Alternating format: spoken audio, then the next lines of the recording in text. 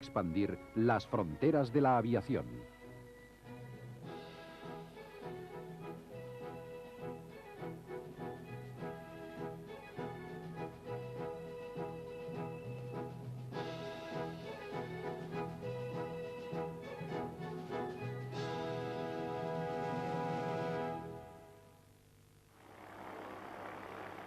...7:30 de la mañana en la base Edwards de las Fuerzas Armadas. Es una fría mañana de diciembre y se forma hielo sobre las alas que deben ser constantemente descongeladas. El diseñador del Voyager, Bart Rutan, se sienta en su Duchess de doble motor, junto al piloto Mike Melville. Seguirán al Voyager durante el despegue y las primeras horas de vuelo. A las 8 de la mañana, la torre de la base da permiso para despegar.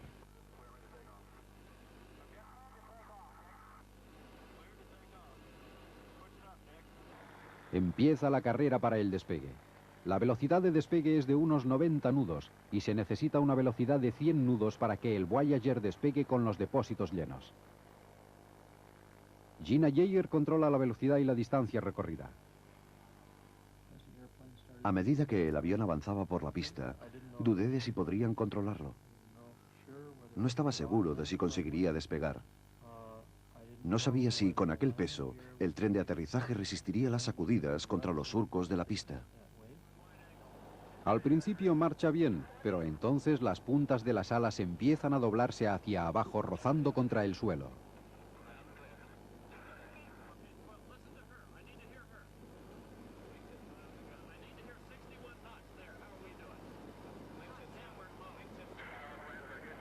Reina la confusión. Ni Dick ni Gina se dan cuenta de lo que ocurre.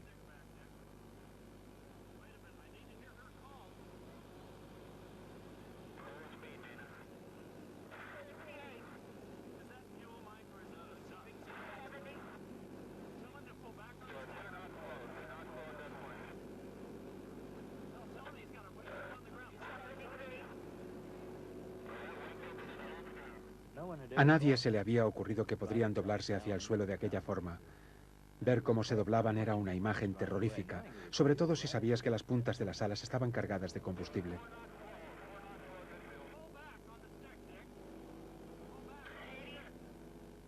Daba mucho miedo.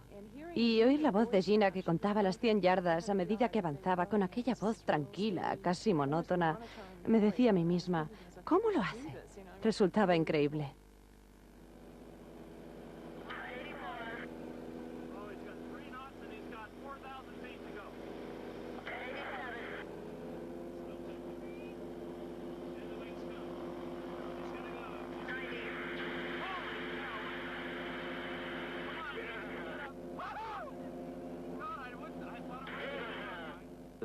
La emoción de ver que las alas finalmente se levantaban y luego se doblaban y se levantaban.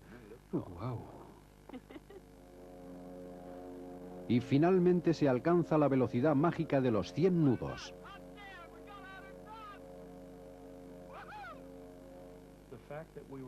El hecho de que consiguieran acelerar hasta los 100 nudos me indicó como ingeniero que funcionaba. Casi no podía creer que lo consiguieran, pero lo hicieron. Sí, alcanzaron los 100 nudos.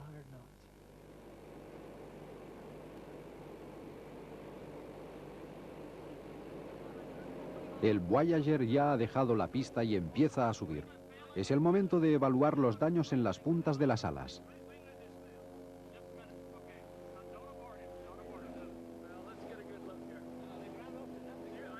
Los winglets, diseñados para aumentar la eficacia de las alas, resultaron dañados. La cara inferior del ala se ha erosionado, dejando al descubierto la espuma de poliuretano.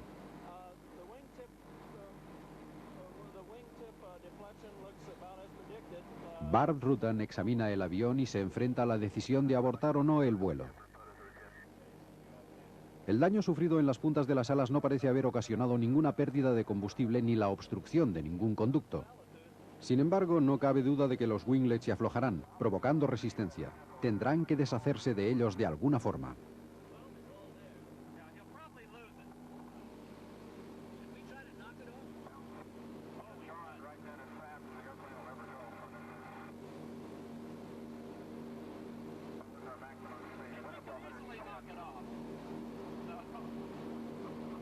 La sugerencia de desecharlos a golpes es desestimada.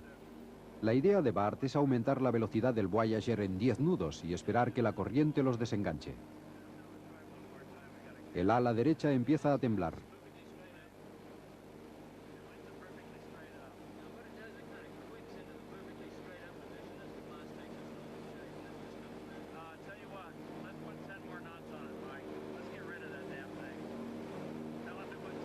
Pero no es necesaria ninguna intervención. El problema se resuelve por sí solo.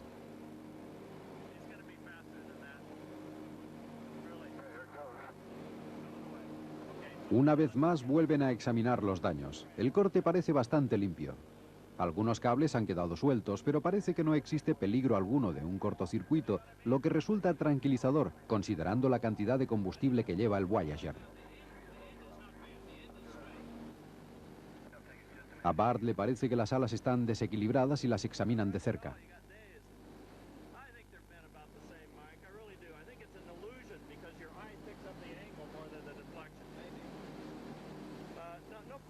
El winglet izquierdo sigue colgando, pero también acaba siendo barrido sin necesidad de intervención alguna.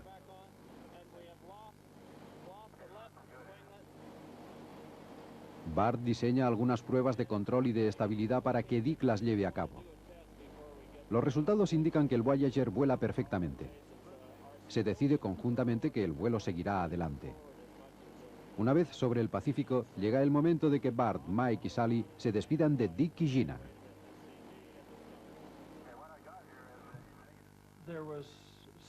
Efectivamente, había que decir algo sobre el cómo y cuándo, o en qué condiciones volveríamos a verles.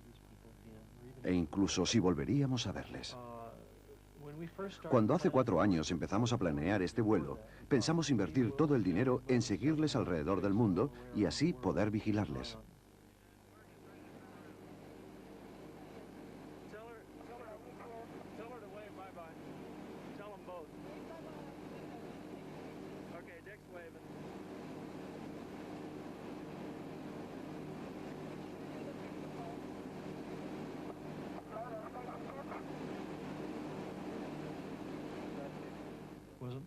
No estaba planeado que les dejáramos solos. Y resultó muy emotivo, de eso no cabe duda. Nos dijimos adiós unos a otros. Creo que lo que más me asustó fue dar media vuelta para regresar a California y no poder ver California. Nunca había volado tan hacia adentro del océano, de modo que tuve que volver a comprobar la brújula para asegurarme de que llegábamos.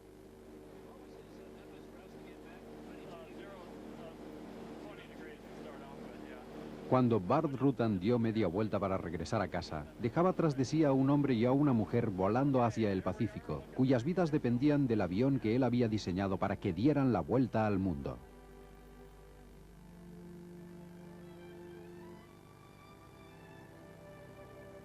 Los voluntarios del Voyager, la prensa y toda una nación habían visto los extraordinarios acontecimientos del despegue. Familiares y amigos estaban tremendamente preocupados por la seguridad de Dick y Gina a bordo de un avión dañado. La vida en Mojave transcurrió como cada día. Pero en un tráiler aparcado fuera del hangar 77 empezaba una guardia de 24 horas al día. Los voluntarios del Voyager, incluidos expertos en meteorología, motor, combustible y comunicaciones por satélite, se instalaron durante un largo periodo sin tregua en el que aportarían toda la ayuda necesaria para que Dick Rutan y Gina Yeager dieran la vuelta al mundo sin peligro.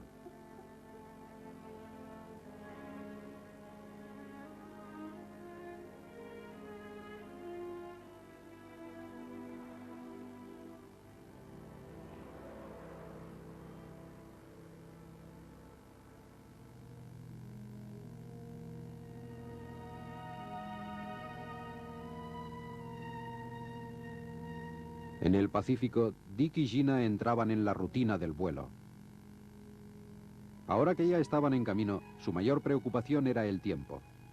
El Voyager llevaba mucho combustible y sería así durante 2 o 3 días, de modo que cualquier turbulencia que encontrasen podría partir el avión. Las puntas de las alas eran otro factor psicológico con el que debían llegar a un equilibrio. No importa con cuánta energía Bart dijera que no había ningún problema, tenían mal aspecto y el avión no había sido diseñado así.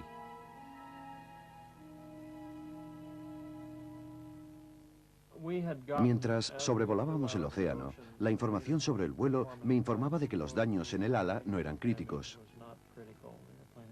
El avión seguía volando correctamente, de modo que la calidad de vuelo no era un problema. Creo que lo más preocupante era la fatiga de los pilotos. Y también la estructura, ya que si el primer día, cuando el avión pesa mucho, se encontraban con alguna turbulencia, el avión podía romperse. Poco antes de llegar a la costa, pude verlos pasar por una ligera turbulencia, y las alas se doblaron mucho más de lo que parecía posible. Así que nos preocupaba que pudieran enviar un mensaje por radio que pudiese ser recibido, en caso de romperse el avión, y comprendido. De modo que nuestra mayor preocupación era mantener el contacto por radio de forma casi ininterrumpida.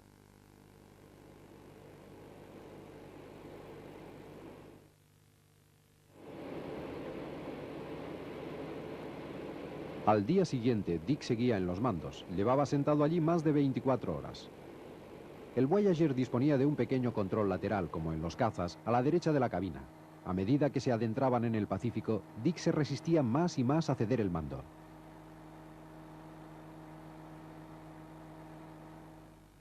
El mayor problema era que Dick estaba convencido de que él era el único que podía pilotar el avión. Especialmente entonces, que pesaba tanto. Le angustiaba mucho cederle el control a Gina, y creo que no lo hizo durante días, hasta caer agotado.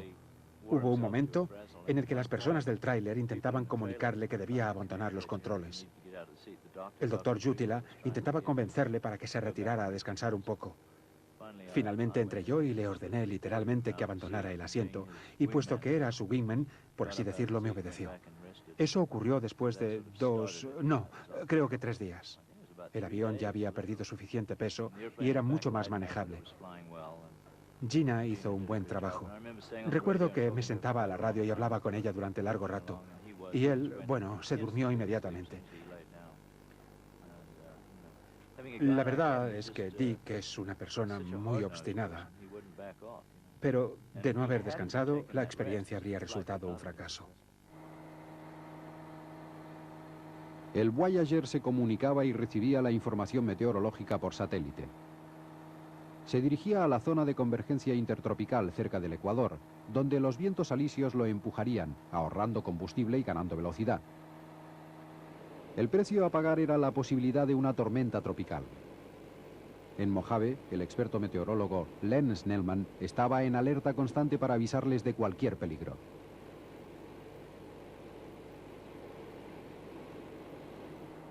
A medida que pasaban los días, la comunicación por radio con el tráiler del hangar 77 se hizo más y más importante. Pasamos mucho tiempo hablando con ellos, tratando de que hicieran lo más adecuado, o lo que nosotros pensábamos que era lo más adecuado, intentando transmitirles la información sobre el tiempo que podía ser importante, y parecía todo tan ridículo. Ellos estaban en la otra punta del planeta mirando el tiempo, y aquí estábamos nosotros mirando fotografías y demás, consiguiendo información de Lynn Snellman y de los meteorólogos y haciéndosela llegar. Me sentía un poco ridículo, a miles de kilómetros de ellos, hablándoles de un tiempo que podían ver por sí mismos. Cada vez estaba más claro que algo no funcionaba. Si mirábamos los indicadores de flujo de combustible hacia los motores, parecían correctos. Todo normal. Un consumo de 30 litros por hora, por ejemplo. Perfecto. Pero si mirábamos lo que se supone era nuestro sistema para determinar cuánto combustible hay en los motores o en el avión, bombeándolo hacia ese tanque delantero y midiéndolo a medida que entraba, así sabíamos cuánto combustible había en el depósito delantero. De modo que, calculando cuánto sacábamos de cada tanque, sabíamos cuánto había en cada uno. De esta forma, sabíamos cuánto pesaba el avión y cuánto combustible quedaba. Pero estos dos cálculos no coincidían. Teníamos un problema. Gastábamos demasiado combustible. Era una información alarmante que amenazaba el éxito de la empresa y que provocó algunas fricciones entre Bart y Dick Rutan. Dick volaba más alto de lo que debía.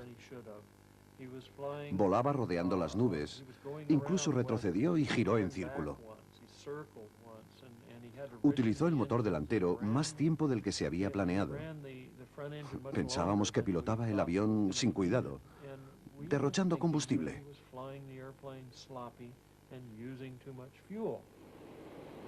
Este tipo de opiniones no eran las más adecuadas para que Dick siguiera tranquilo y contento. Con la tripulación cada vez más cansada, la discreción se convertía en una cualidad esencial. Hubo momentos durante el vuelo en que tanto el doctor como nosotros pensamos que debíamos hablarles. Había que darles conversación, ya que se aburrían y se angustiaban. Necesitaban a alguien con quien hablar. Necesitaban apoyo moral, que les animasen. Todos nos sentamos junto a la radio y hablamos con ellos. En cambio, en otros momentos, estaban totalmente insoportables. No se les podía ni hablar. La madre de Dick se sentaba a hablar con ellos de lo que harían cuando regresaran. Creo que uno de los mayores aciertos fue mantener a Bart alejado de la radio, ya que inmediatamente empezaba con tecnicismos, ya que él no era el momento, y él y Dick se habrían peleado. Así que poco después le llevamos a la oficina y se lo insinuamos. Haz esto, haz lo otro, vete a casa, pero aléjate de la radio. Cerca de las Filipinas se encontraron con un problema importante. El piloto automático, básico para la estabilidad del Voyager, empezó a fallar. Gina tuvo que escurrirse bajo el cuadro de mandos para conectar el sistema de emergencia mientras Dick seguía pilotando.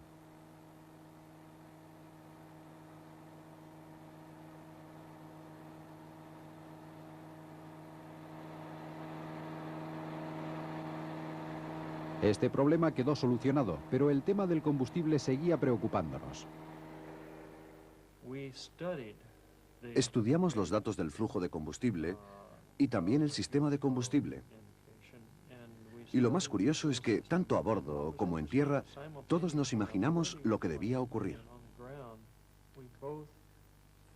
Entonces, Dick vio las burbujas que retrocedían lentamente por el conducto de combustible. Entonces, estuvimos seguros de que estábamos enviando combustible a los tanques antes de contabilizarlo. Buenas noticias. Nos queda más combustible de lo que creíamos. Malas noticias. Nadie sabe cuánto. Pero esta era la mínima preocupación de Dick y Gina. Habían llegado a una de las etapas más difíciles del viaje. Llevaban 5 días de vuelo. El motor delantero estaba apagado y Gina se sentaba al mando. Se acercaban a África. Desde el principio del viaje, su meteorólogo, Len Snellman, había dicho que el tiempo en África sería insuperable. Y cuando el Voyager llegó allí, había conflictos políticos en tierra. Existía la posibilidad real de que un misil SAM o una bala pusieran fin al viaje. Y empezó la ascensión. Durante la mayoría del tiempo el Voyager había volado a unos 10.000 pies. Ahora se veían obligados a doblar esta altitud para evitar las altas montañas que tenían delante. En Mojave, los meteorólogos predecían la formación de fuertes tormentas en el Valle del Rift y enviaron instrucciones para evitarlas. Pero Dick eligió su propia ruta directa, a través de la zona norte del lago Victoria, tratando de evitar las nubes tormentosas.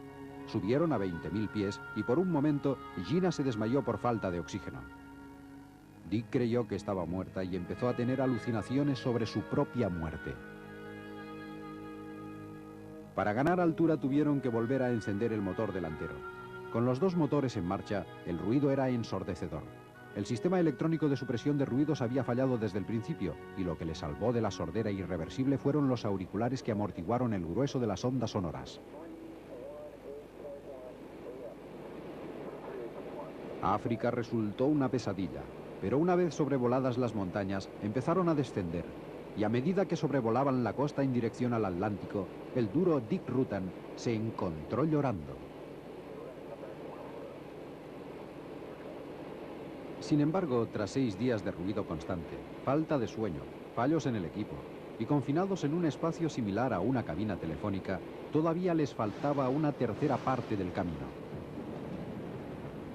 Y entonces llegó el mal tiempo. Se encontraban en medio de una terrible tormenta que se apoderó del Voyager y empezó a sacudirlo. Ninguno de los dos podía hacer nada.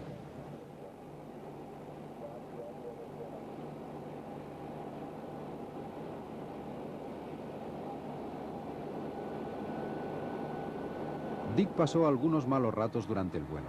A 20.000 pies sobre África había sufrido alucinaciones. El tablero de control se hinchaba a punto de estallar. Ahora, cerca de la costa de Sudamérica, el cansancio le provocó un bajón. Ya no podía reconocer los instrumentos. Gina tomó el control. Después de 3 horas de sueño, Dick estaba recuperado y volvía a estar al mando cuando ocurrió la siguiente desgracia. Cuando se apagó el motor posterior, ya no pudimos comunicarnos. Recuerdo que estaba hablando con ellos y los perdí. Y pensé, ya está, se acabó. No volveré a verles. Sabía que lo único que tenían que hacer era levantar el morro para que el combustible llegara al motor. Sabía que tenía que mantener el morro hacia abajo para mantener la velocidad, para que el viento hiciera girar la hélice. Era una situación difícil y discutimos un poco sobre el tema. Y cuando el motor delantero se encendió, inmediatamente subió el morro hacia arriba y el motor de atrás se puso en marcha. Regresaban a casa. Solo necesitaban 100 litros de combustible para llegar a casa, pero para conseguirlos tendrían que cambiar los conductos de las bombas de combustible. Gina preparó las herramientas y dejó espacio para que Dick realizara el cambio. Dick estaba preocupado por si había alguna gota de combustible y una chispa la encendía. Aquello era un laberinto de conexiones de plástico. Gina sostenía una linterna mientras realizaba el cambio. Pero una vez terminado, no funcionaba. Entonces se acordaron de otra válvula. La cambiaron y el combustible volvió a fluir de nuevo.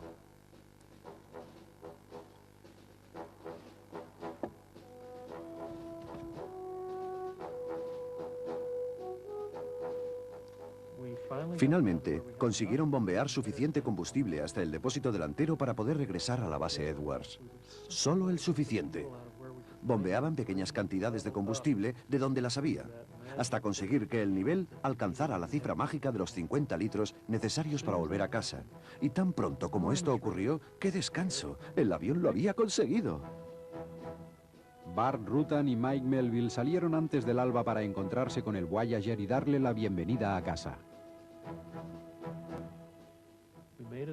Dimos una vuelta y miramos hacia allí. Vimos una luz intermitente. Les dijimos, creemos que sois vosotros, apagad el intermitente. Lo hicieron y se apagó. Les dijimos, encendedlo.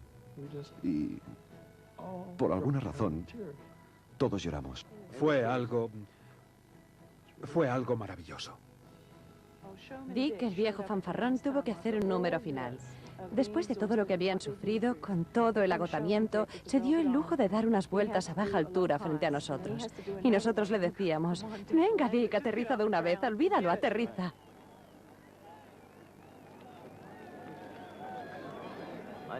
Creo que el programa no habría sido posible sin 2 personas como Dick y Gina. A pesar del hecho de que no se llevaran bien, de que su relación sentimental se había acabado, se comportaron como auténticos profesionales. Realmente fueron un gran apoyo el uno para el otro. Me gustaría creer que yo también podría realizar un vuelo de ese tipo. Creo que soy tan buen piloto como ellos, pero no tengo su determinación. Y creo que dudo de que Dick la tenga. Creo que fue Gina la única que tenía la absoluta certeza de que iba a conseguirlo. Y no le importaba morir en el intento. Eso es lo que quería hacer. Y creo sinceramente que es gracias a ella que lo consiguieron. El Voyager y su tripulación habían conseguido dar la vuelta al mundo sin repostar. Nadie había hecho nada parecido antes. Dick y Gina siguieron cada uno su propio camino, y el Voyager fue donado al Museo Nacional del Aire y del Espacio.